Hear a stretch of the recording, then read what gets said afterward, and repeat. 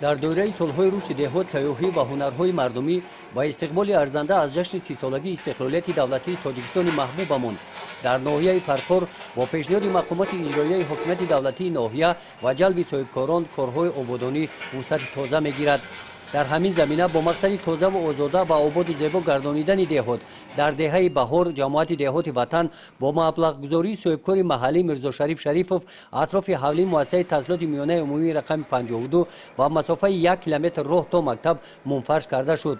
کارهای ساختمانی با جلب ساختمانچیان راهساز طبق طلبات‌های ساختمانی انا همین گونه با صفت اعلی اجرا کرده شدند. از حساب درآمد خوجگی دهقانی فردوس که در آن نیز من سروری میکنم تصمیم گرفتیم که صحن مکتب خود و همچنین یک کوچه دهه بهار که ما مکتب در این دهه است با مسافه 1 کیلومتر راه را منفرش کنیم.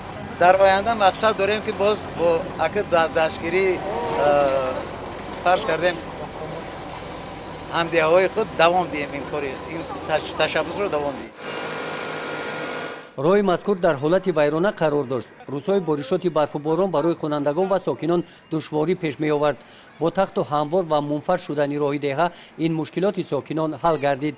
میرزا شریف شریفوف بعد انجام این عمل مقصد دارد که در دیگر کارهای آبادانی محل زیست سهم ارزنده خود را گذارد. گزارش خواجه نظریف خدای نظر ظهوروف از ناحیه فرخار برای برنامه اطلاعاتی نوید.